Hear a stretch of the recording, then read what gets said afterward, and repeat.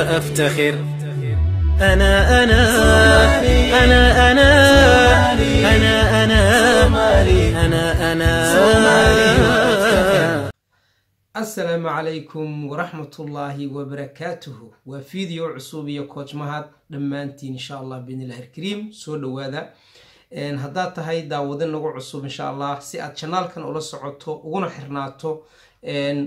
بليز waxaan ka codsanaynaa in aad samayso subscribe inaad samayso gambaleelkana aad furato si aad u noqoto daawadaha ugu horeeya ee markaas arka ama daawada muuqaalada aan soo gelino insha Allah oo xaqiiqatan aad dhamaantiin insha Allah ka wada faa'iideysan doontiin kadibna markaas daawashadiina kadibna aad markaas waxyaabo badan oo tibisa ama talooyin ama coaching ku saabsan aad kala bixi doontiin insha Allah bini'aadamka kariim. فيديوغيغو مانتي wuxuu ku saabsan yahay macnaha followerskayga ama markaas taageerayaashayda ama dadka ku xiran channelkayga ayaa waxay ii soo qoreen komatiyo kala duwan qaarna birfaad yihiin qaarna public yihiin su'aalahoodaasaan marka waxaan rabaa insha Allah bini'aadamka kariim inaan markaas video ka sameeyo oo videogana oo noqdo markaas mid dhammaan dadka ku xiran channelka ay ka qancaan iyo intii markaas ayaguna su'aalahaas oo kale ayaguna qabi kara waxa kamida su'aalaha inta badan la soo weydiinayo maalmihii u dambeeyay ama ay komitiyada dadku ku soo qorayaan tusaale ahaan kambanigan aanu coachka ka ahay ayaa waxay leeyihiin dadku haday cuntada isticmaalaan oo marka qofku miisaankii ka dhaco waxaan maqalnay ay dhamaantood ku leeyihiin ama waxaan loo sheegay ama waxaan ka daawanay muuqaalada dad kala duubeen inuu qofku markaas naaxayo ama cayilayo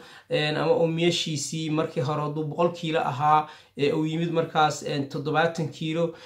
inuu markuu haduu joojiyo inuu markaa miisaankiisu gaarayo laab 200 kiilo kale tusaale ahaan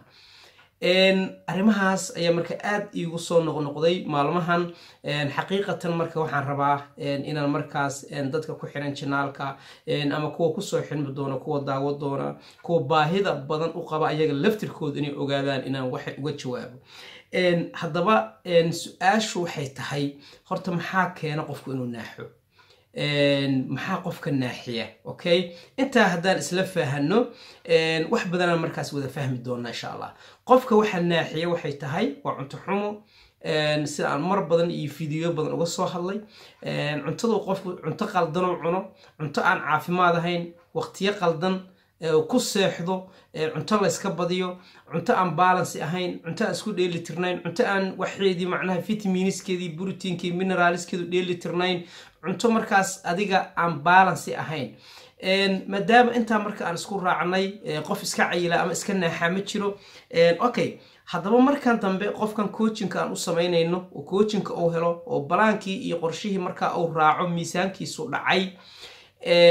macnaha oo qofka miisaankiisu dhaco oo meesha loogu talagalay uu gaaro haduu joojiyo cuntada Herbalife wuu naaxaya ama wuu cayilaya ay su'aalahaasi marka isoo weydiinayaan taas waxaan leeyahay ma dhici karto saxna ma ahan maadaama aan isku raacnay marka cunto xumo in qofka miisaankiisii kordhiday marka dambana qofkan anagu dawo ma siino laakiin waxaan saxnaa qaabku cuntada u cunayay cuntadiisii ayaa marka loo balangareeyaa 5 times soo wax cunaya oo wax nutritional nafaqo loo jirkiisa wax gelinay qofka aan siinayno kana joojinayna marka cuntooyinka aan caafimaadka ahayn oo u fiicnayn qofka ayaa marka sidaasan marka miisaankiisa qofka ku dhacaya marka qofkan markuu meeshuu raba gaaro ma jirto sabab macnaha oo qofku miisaankiisa halkiisii ku tagi karo sababtu hal mid ayuu markaas ku tagi karaa miisaankiisa qofkan ku laaba karaa markii hore cunto xumadii oo ka soo baxay hadduu ku laabto kale tusaale ahaan wuxuu cuni jiray qofkan tusaale ahaan bariis iyo baasto iyo bur iyo daqiiq iyo sokor iyo waxyaabahaas uu cuni jiray waan ka joojinay sababtoo anagu asagoo qofku cuntada cunayo macnaha ma dhimi karo miisaan ma dhimi karo waa inuu marka dietkiisa cuntadiisa ilaaliyo loo controlo marka hadii qofkii marka asagoo hadafkiisi marka uu gaaro uu joojiyo cuntadan like oo ku laabta haddana marka cuntooyinkiisii hore wax diidaya ma jira qofka inuu naaxayo sababtu waxay tahay markii horeba maad aqoonin Herbalife markii horeba ma aadan aqoon waxan iyo balaankan laakiin cunto xumada un ba halka ku geeyday markii dambe qof coach aad heshay balaan iyo qorshe lagu sameeyay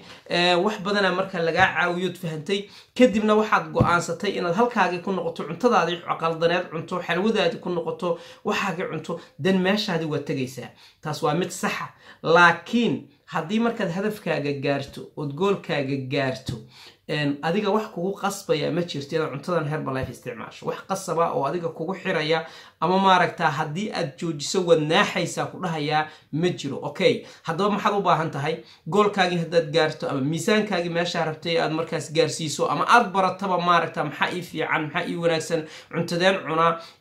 iminka Herbalife markaad dhowr bilood ku jirto waxaad kala baranaysaa cuntada wanaagsan cuntada aan ku wanaagsanayn waxa noloshaada u baahan tahay waxa noloshaada u baahnayn xilliyada wax la cuno xilliyadan wax la cunin waqti macnaha wax badan bad baranaysaa okay marka waxaad sameey kartaa marka inaad adigu cuntadaadii balance garaysato oo adoon Herbalife isticmaalaynin ilaa waxaad baratay macnaha qaabka u noolaanaysay haddii marka aad cuntadaadii aad balance garayso oo cunto healthy oo caafimaad oo nutrition isku dheeli tiran aad cunayso Herbalife inta ku timaado ku soo aado miisaan kuguma dari karto okay taa marka aqligaaga adiga laftirkaaga waa in inta ka fahanto adoon cid ku sheegin adoon fiidiyo daawan adoon dad kale waa la yiri ka dhageysan waa in inta adigu fahmi karto marka hore maxaa miisaankayga kordhiyay cunto xumo markan dambe maxaa miisaankayga hoos u soo dhigay cuntadiyaan hagaajiyay coaching plan qorshe okay haddana waa inaanan halkii ku noqon oo bariiskii iyo baastadii iyo xalwadii iyo McDonald's iyo waxaabay aan ku noqon laakiin waa inaan cunto fiican oo caafimaad cunaa okay marka adoo sida marka cuntadaadii u cunaya oo qorshahaagii ku saxan yahay oo balaankii ku saxan yahay oo waxaaga dhan ku nidaamsan yihiin oo biyahaagii cabaya ya qof inta Herbalife soo ordo miisaankaaga boqol kaba dhigi karto okay waxaan la yaabay oo aan ku qoslay inay maanta dad inta social media la soo fariisteen ay leeyihiin haddaad iska joojiso waxa la yiri sidaas haddana waxa la siiyaa inay dad dhageysanayaan macnaha ay haddana ay sii rumaystaan waa nasiib darro maxaa yeelay aqliga ilaahay muxuu kuu siiyay inaad de wax ku kala garato inaad wax ku kala fahanto inaad wax ku kala saarto okay ma jirto cid macnaha miisaankaaga kordhi karta miisaankaaga adigaana kordhi kara adigaana dhimi kara waxaasoo dhanna waxay ka imanayaan waa waxa adigu cunayso okay marka adiga oobateedkaaga ha furin cuntadaada xadid cunto healthy oo caafimaad cun bal markaas way miisaan kugu kordho miisaankaaga halkaaga ku hay kartaa waana waxa aad cunayso iyo nutritionka aad cunayso ay ku xiran tahay laakiin haddaad marka aad u laabato wadadaadii qaldaneed cunto xumadaadii ana waxaan iraahdaa qof cuntadan Herbalife inta bilaabay joojiyay waa qof qol mugdiya macnaha inta ka soo baxay iftiin yimid haddana mugdigii ku noqday okay marka cuntadu waxaan waa cunto dawo ma ahan wad sii wada kartaa waxaa jirta marka qorshe qaab loo dhibo miisaanka qaab loo kordhiyo qaab marka waxaa jira aad ku ilaasho karto nutritionkaaga iyo balancegaaga iyo vitaminskaaga iyo waxyaabaha jirkaaga u baahan yahay marka wadna sii wada kartaa wadna jooji kartaa adigay kugu xiran tahay okay adigay kugu xiran tahay marka maanta laga bilaabo ha dhageysan waxyaabaha noocaasa qofka kugu yiraahdo marka su'aalahan aad weydiinaysaa su'aalahan haddaad weydiiso hadduu kaaga jawaabayso okay hadduu kaaga jawaabi waayna waqti ha iska lumin qofka kugu yiraahdo tusaale ahaan cuntadan waa sidan waa kan waxa ka sheekeeya ama ku yiraahdo miisaan ku kordhiyo miisaan ka dhacay waxa kaaga sheekeeya ama negative ad ka dareentay inuu yahay waxaad weydiidaa walaal adigu ma isticmaashay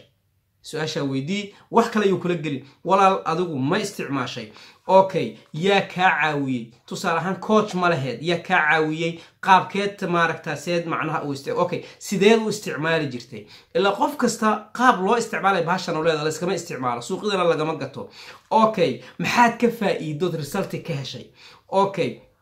markaad joojisay tusaale ahaan waxay ku tiri waan isticmaalay sidan ay waan joojiyay miisaankii ugu kordhay okay markaad joojisay maxaad cuntay okay sideed wuxuu cuntay cunto nooceed cuni jirtay marka su'aalahaas oo dhan qofku inuu ka jawaabi karaa cuntadan qofku inuu koojala banaanada lagama gato dukaamada ma taalo website-yada ha ka gadanina iska ilaaliya ka taxadar ama ka fakar waxa aad cunayso waxa aad calooshaada gelinayso ka fakar ka taxadar website-yada ha ku ordinina iska ilaaliya coaching iyo plan iyo qorshe iyo talo iyo tusaale ayaad u baahan tihiin okay qofkan marka inta kaaga jawaabi karin waxba meesha kuma hayo marka adigu ma isticmaashay yaa ka caawiyay coach miyad haysatay maxaad ka faahiiday maxaad result ka heshay maxaa